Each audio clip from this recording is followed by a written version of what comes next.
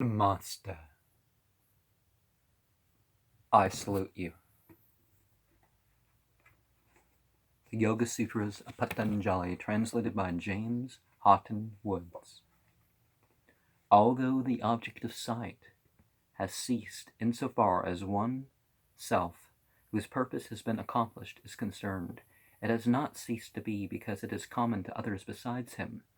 Although it has ceased so far as one fortunate man is concerned, still it has not ceased in the case of unfortunate men, since their purpose has not been fulfilled.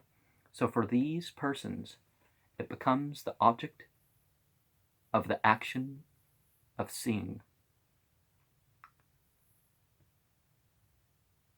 and receives its form of being as having the form of another. And therefore, since the power of seeing and the power by which one sees are permanent, the conjunction of the two is said to be from time without beginning. And in this sense it has been said, the substances being in correlation from time without beginning, that external aspects in general are also in correlation from time without beginning. An objector says, if the object of sight is absolutely imperceptible, how is it that it does not cease to be? With this in mind, he asks, why is this? In the sutra, he tells the answer beginning with the words 22. Whose purpose is accomplished, and ending with the words, since it is common to others. Itself, whose purpose has been accomplished, is of such a kind. Well, certainly, until we die, there's always more purposes. Yes, people with Alzheimer's and in their deathbed are not, don't seem to be accomplishing much, but to their very end, they have purpose.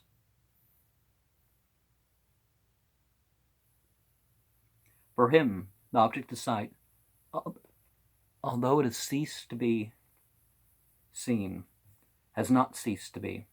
Why?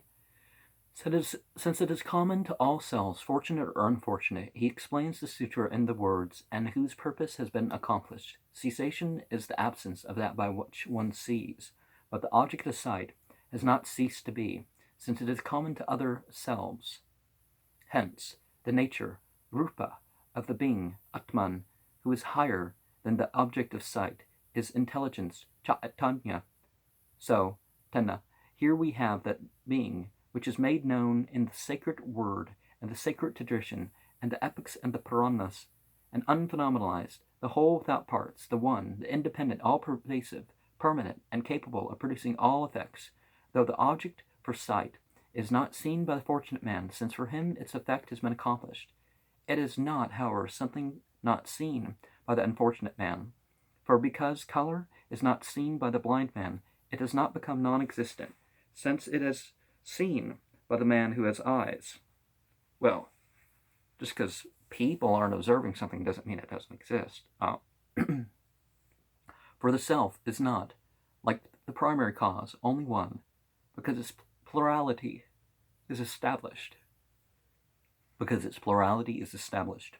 Insofar as there is the orderly arrangement of births and deaths, pleasures and pains, latter kind of experience and release and round of existences, and because the passages of the sacred word which teach the unity of the self and which contradict the other sources of valid ideas can somehow be made consistent as partial statements by supposing that there is no division in place of time, because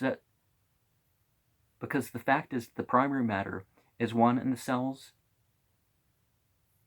many is expressed by the sacred word itself. One male goat, unborn soul, has pleasure in leaping upon one female goat, primary matter, which is red and white and black, and which brings forth many offspring like herself, while another male goat deserts her after having enjoyed her.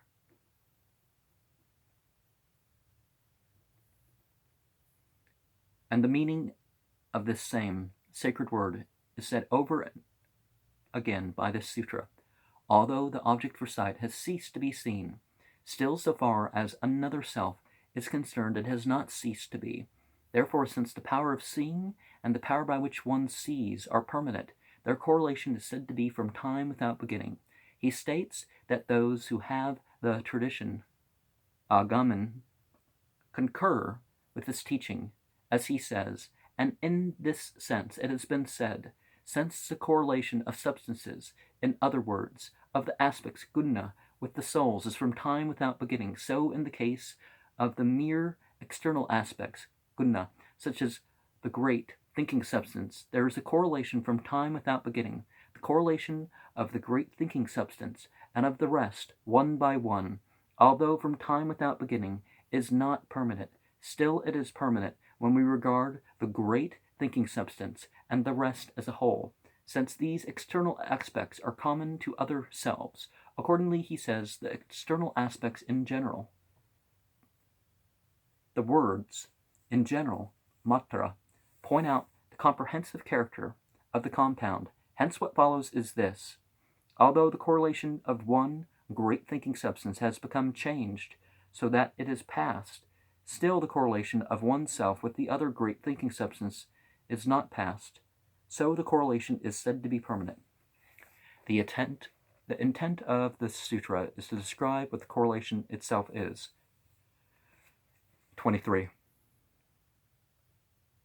The reason for the apperception of what the power of the property and of what the power of the proprietor are is correlation. The self as proprietor becomes correlated for the purpose of sight with the object of sight as property. The apperception of the object for sight, which results from the correlation, is experience, whereas the apperception of what the seer is liberation. Since the correlation lasts until sight is affected, sight is said to be the cause of discorrelation. Since sight and non-sight are opposed to each other, non-sight is said to be the instrumental cause of correlation. Sight in this system is not the cause of release, but the absence of bondage results from absence of non-sight. This is release. Where there is sight, non-sight, which is the cause of bondage, ceases to be felt. And thus the perception, which is said to be the cause of isolation. And what is this so-called non-sight?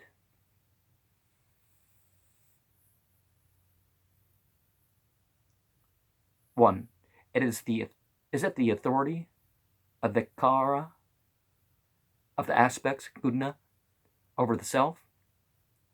2. Or is it the case that when in the equipoised state of the primary matter, cause, the mind stuff, by which the objects are shown to the proprietor, in his capacity as seer, fails to produce effects, there is non-sight, although the property, the object for sight, exists? 3. Or is it that the aspects, guna, possess the intended objects in potential form? 4. Or is the undifferentiated consciousness of Vidya, which together with its own mind stuff has been restricted, the seed for the production of its particular mind stuff?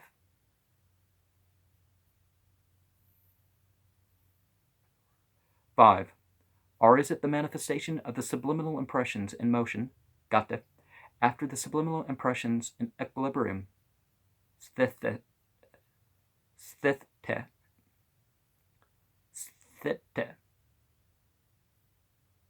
have dwindled away? Of which theory this has been said, the primary cause, if it existed, on the one hand, in equilibrium, sthite, only, would be a non-primary cause, because it would not cause any evolved effect. Similarly, if on the other hand it existed in motion, gata, only, it would be a non-primary cause, because the evolved effects would be permanent, and since it does act in both ways, equilibrium and motion, it is ordinarily termed primary substance, not otherwise.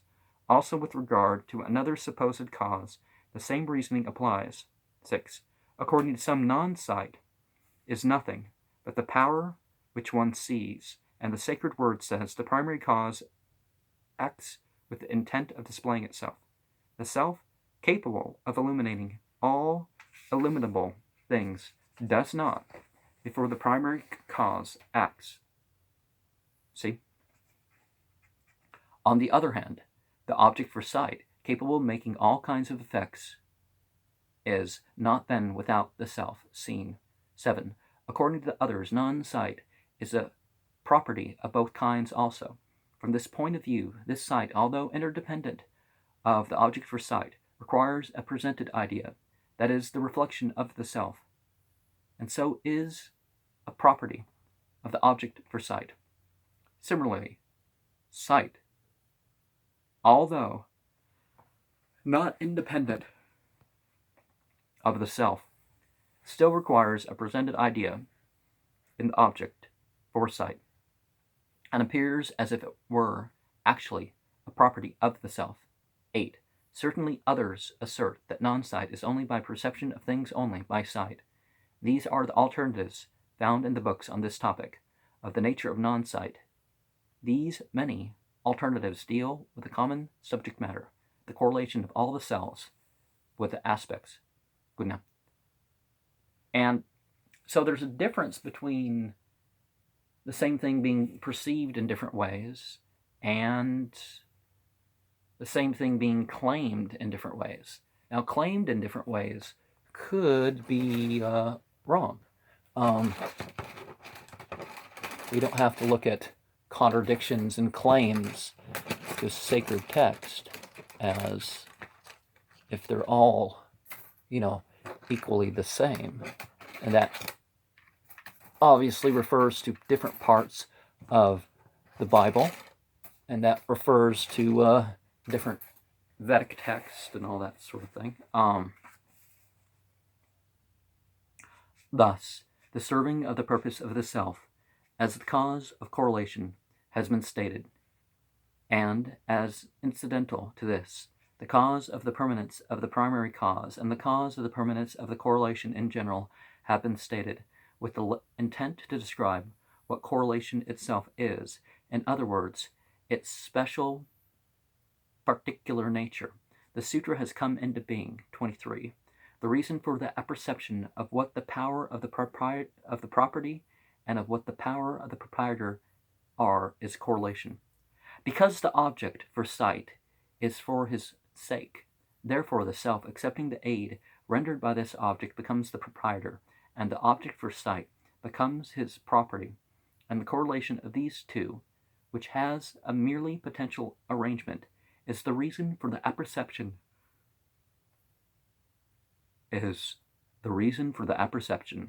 of what the two are in themselves. This same is made clear in the commentary in the words, the self. The self as proprietor. The self as proprietor, merely by his pre-established harmony, becomes correlated with object for sight as his property for the sake of sight. The rest is easy. An objector says this may be true. Liberation may be said to be the apperception of what the seer himself may be, that is, it may be, that by which he is liberated. And moreover, release is not the effect of means. Should this be so, it would cease being what could rightly be called release. In reply to this, he says, until sight is effective. That's why you climb the chakras into the original. Until sight is affected, there's a correlation of a particular self with a particular thinking substance. Thus, sight is said to be the cause of discorrelation. But how does correlation last until sight is affected? In reply to this, he says non-sight. Non-sight, undifferentiated consciousness of is said to be the instrumental cause of correlation. It makes clear the meaning of what is to be said before by saying, in this system, not. The sight may quite remove non-sight, its opposite. But how can it remove bondage? And reply this, he says, in sight. Release has been stated, Book 1, 3, to be the self's Atman abiding in his own form, as discriminated from the thinking substance and other substances, and the means for effecting this is not only sight, but the removal of non-sight. This is the meaning. In order to attain a particular kind of non-sight as a special reason for the correlation, he puts forth the following alternatives with respect to non-sight in the words, and what is this? Assuming that non-sight is some positive thing, paryudasa, not sight, he asks, 1. Is it the authority of the aspects, guna, over the self? Authority is the competency to initiate effects, for it is as the result of this that the correlation, which is the reason for the round of existence, is produced. 2. Assuming that non-sight is a negation, where there is a possibility of an affirmation, prasajya pratisadda, he puts forth a second alternative with the word or. Non-sight is the failure by the mind stuff, which shows objects of sense to the self to produce either the various things from sound downwards or the discrimination of the differences between sattva and the self. It is this that is made clear by the words, the property. The object for sight is both the various things from sound downwards and the differences between sattva and the self. The primary cause is in motion only so long as it has not accomplished the twofold sight. But when both kinds of sight have been accomplished, it desists from being further in motion. 8. On the assumption that non-sight is some positive thing, not sight, he puts forth the third alternative. Or is it the aspects, guna, possess the intended objects in potential form? For if the doctrine of pre-existent causes, satkarya, is established, experience and liberation are also yet to come, insofar as they are at present indeterminable. This is the meaning. For, assuming that non-sight is some positive thing, not sight, he puts forth the fourth alternative and asks, for, or is undifferentiated consciousness, avidya. At the time of the reversal of creation, it is restricted together with this peculiar mind stuff, that is to say, it is reduced to the state of equipoise in the primary cause, the seed, for the production of its peculiar mind stuff, to the extent, Tana, a subconscious impression of undifferentiated consciousness is other than sight, and it's precisely what is called non-sight. 5. Assuming that non-sight is some positive thing, not sight, he puts forth the fifth alternative and asks, 5. Is it in equilibrium? When the subliminal impressions in equilibrium, that is existing in the primary cause and flowing on in a succession of mutations in the equipoise state of the primary cause, have dwindled away, there is a start given to evolved effects, vikara, such as the great thinking substance and the rest. This is motion, gata. The reason for this start given is the subliminal impression of the mind cause, the subliminal impression in motion. The manifestation of it is its readiness to produce effects. He says that another theory admits the real existence of subliminal impressions of both kinds of words, of which theory it has been said, well, hypothesis maybe, by those who deny the absoluteness of either one. Primary cause, pradhana, is that by which the totality of evolved effects is put forth. Pradiyata, are produced. If this primary cause always remained in equilibrium and never in motion, then, because it would not cause any evolved effect, it would not put forth anything. It would not be a primary cause. pradhana, or if it always remained in motion and never in equilibrium, then he says similarly in motion. Elsewhere the reading is, for the purpose of equilibrium, for the purpose of motion. The dative here is purpose, and we must apply drastavya only after it. If it did not act for the purpose of equilibrium, no evolved effect would ever cease to be. And this being so, if a thing, bhava, exists and does not cease to be, it could not rise again, and thus there would be a cessation of evolution of effects altogether, and there would be likewise nothing put forth in this case, and thus it would be a non-primary cause. Therefore its activity must be of both kinds, in equilibrium and in motion, and it is ordinarily termed primary substance, not otherwise, as when, for instance, the absoluteness of either might be assumed, the reasoning or argument applies not only to the primary cause, but to also other supposed causes, to the higher Brahman, or to its illusion, Maya, or to atoms, or to other causes. For these also, if they exist in equilibrium only, would not be causes, since they do not cause evolved effects, and if existing in motion only, would not be causes, since the evolved effects would be permanent. 6. Assuming that non-sight is some positive thing,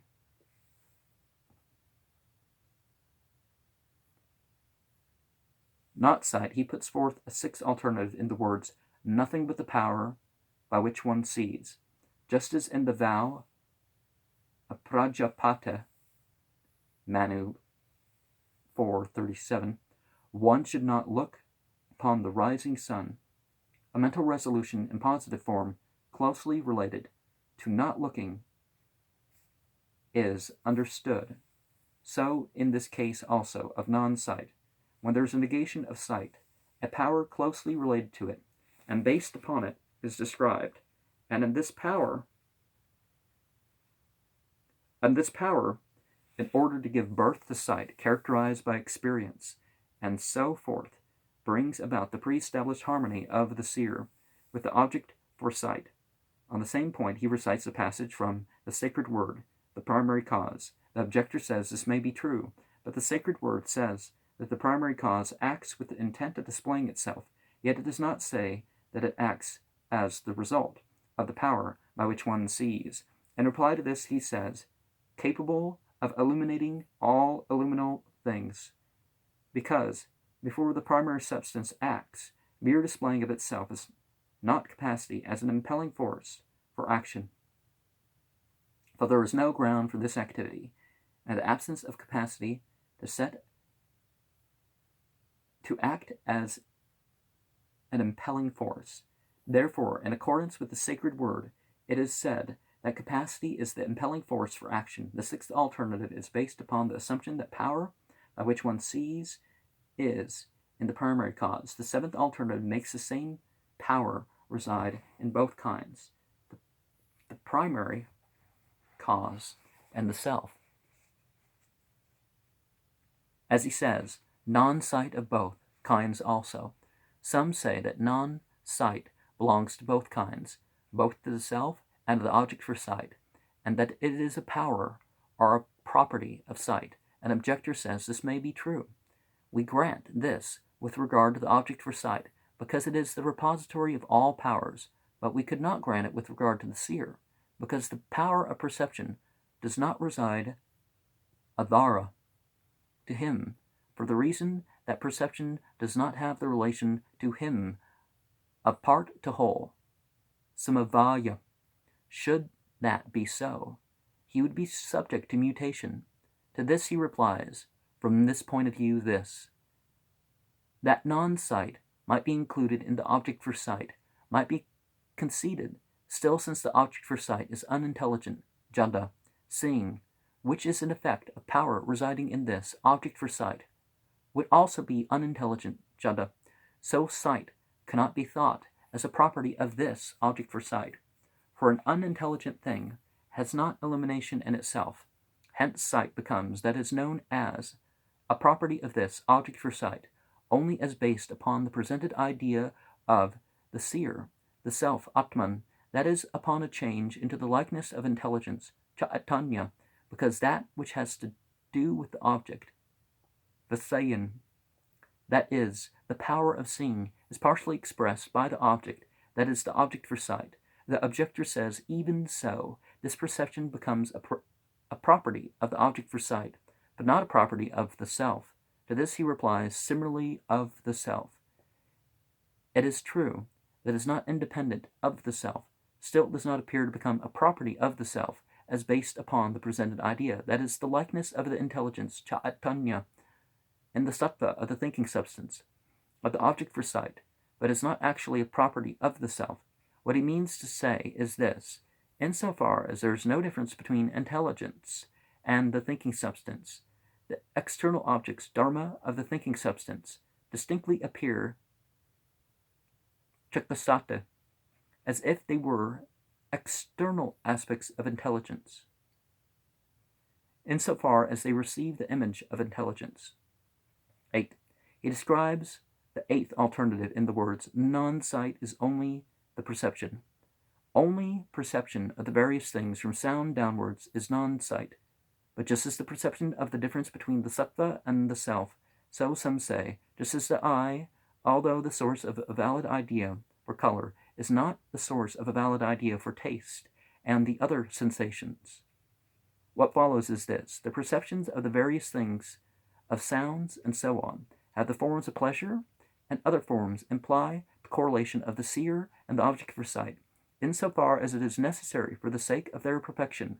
Having thus put forth alternatives in order to accept the fourth alternative, he points out the flaws in the other 7 alternatives mentioned in the Samkhya system, on the ground that they would lead to an absence of diversity in experience, since non-sight, according to the other theories, is common to all selves.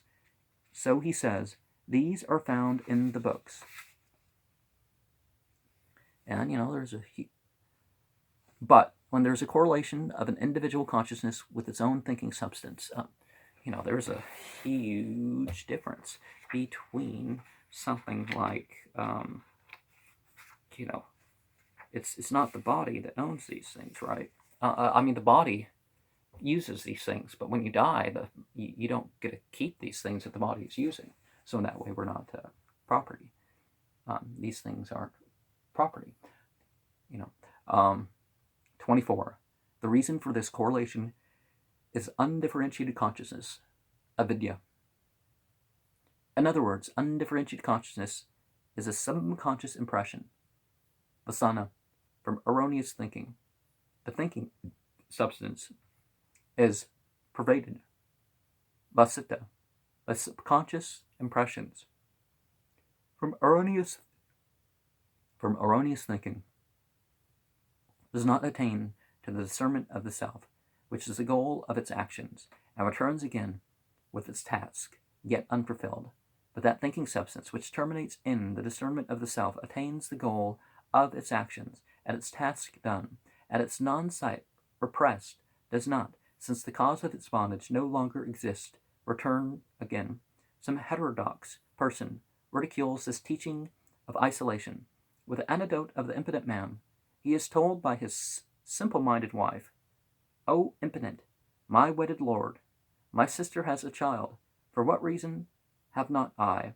He says to her, "When I am dead, I will beget thee a son." Similarly, the objector continues, "Since this thinking of the discernment, even while existing, does not make it a repression of mind stuff, what expectation is there that it will in the future makes it cease to be?" On this point, one who's almost a master, Acharya says, is release, anything but the cessation of the thinking substance. When there is no cause of non-sight, the thinking substance ceases, and this non-sight, which is the cause of bondage, ceases when there is sight. Then release is nothing but the cessation of the thinking substance. Why then is there this confusion of ideas of his that is so much out of place? In order to fix upon the fourth alternative, he introduces the sutra with the words, but when there is a correlation of an individual consciousness within its own thinking substance. Individual, pratyanj, in the sense that it turns. Anchatte, R gets back. Prakte, R in the opposite direction. Pratipam, a special correlation of each single self with each single thinking substance, and reason for this diversity between individuals. He recites the Sutra 24. The reason for this is undifferentiated consciousness.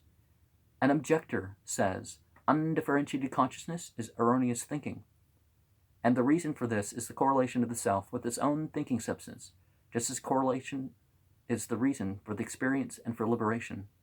Unless correlation with a thinking substance, undifferentiated consciousness, avidya, does not arise, how then is the undifferentiated consciousness the reason for a particular kind of correlation?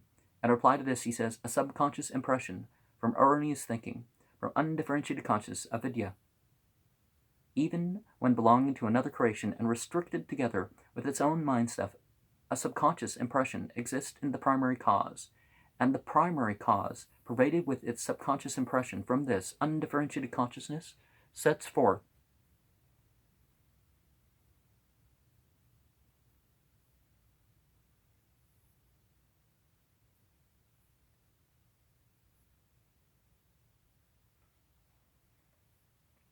oh, that pop-up distracted me hardcore.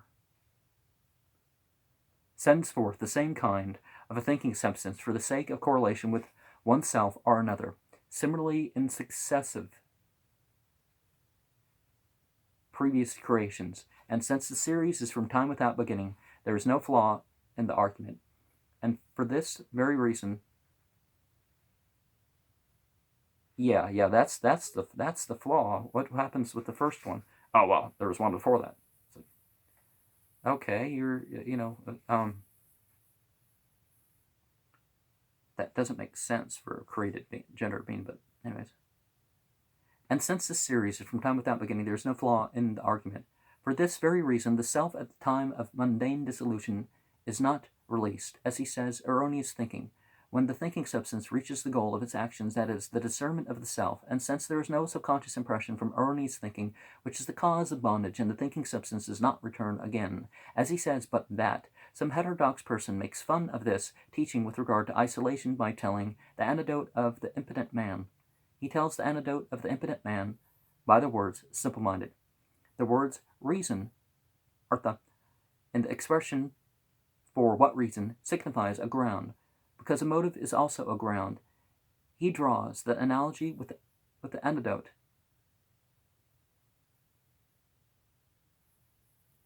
of the impotent man in the word similarly since this. Since existing perception of the discernment of the difference between the aspects, guna, and of the self